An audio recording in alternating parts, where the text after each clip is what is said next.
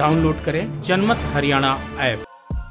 गेहूं और धान की खरीद में पंजाब और हरियाणा का शेयर क्रमशः 52% और 83% है।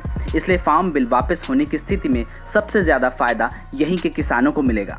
न सिर्फ इन दो राज्यों बल्कि पूरे देश के किसानों को एमएसपी का फायदा मिले, तर्क यही होना चाहिए। अगर प्राइवेट खरीदार सरकार से ज्यादा मूल्य दे तो उस व्यवस्था का भी स्वागत होना चाहिए। आखिरकार फायदा किसानों का हो, उन दलालों और आड़तियों का नहीं जो बिना पसीना बहाए ही बड़ा मुनाफा हड़प जाते हैं। ये आज से नहीं दशकों से हो रहा है। जहां तक विपक्ष का सवाल है, सभी दल कमोवेश एपीएमसी के बदलाव के पक्ष में रहे हैं, लेकिन आज सुविधा की राजनीति के अनुसार राजनीति कर रहे हैं। चाहे वो कांग्रेस हो या शरद पवार की पार्टी, सभी आज बहती गंगा में हाथ धो लेना चाहते हैं। सरकारी अनाज खरीद की व्यवस्था दूसरे विश्व युद्ध के बाद ही शुरू हुई, जब अनाज की सख्त कमी थी, लेकिन आज भारत के पास बफर स्टॉक 3-4 साल का है। पंजाब और हरियाणा के योगदान को कम करके नहीं आंका जा सकता, जहां के किसानों ने हरित क्रांति के जरिए अनाज का कटोरा भर दिया। अनाज जो सरकार किसानों से खरीद रही है, वही पीडीएस के जरिए देश के तकरीबन 80% आबादी के बीच बहुत ही सस्ते दर पर बेची जाती है।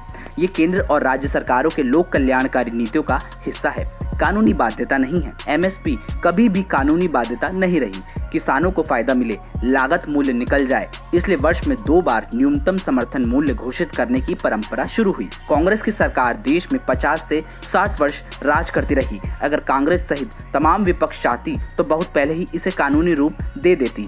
सभी दल तत्कालीन फायदे की सोचते हैं। भविष्य में भी किसानों को फायदा कैसे हो, किसानों को नए बाजार मिले, बेहतर स्टोरेज कैसे मिले, इन मुद्दों पर ठंडे दिमाग से सोचना चाहिए। किसानों का लोकतांत्रिक हक है कि वह सरकार के फैसले का विरोध करे, लेकिन आंख मूंद कर विरोध करना भी उन्हें सकारात्मक नतीजों से दूर करेगा।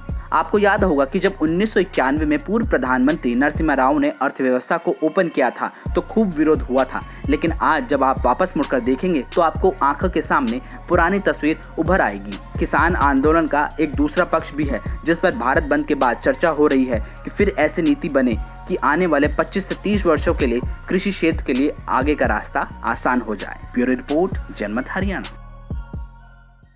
राजनीति के आगे, राजनीति के पीछे, हर हलचल को जानने के लिए हमारे YouTube चैनल जनमत हरियाणा को लाइक करें, सब्सक्राइब करें और अपडेट रहने के लिए बेल आइकन दबाना ना भूलें। देखते रहें जनमत हरियाणा, सच के अलावा कुछ भी नहीं।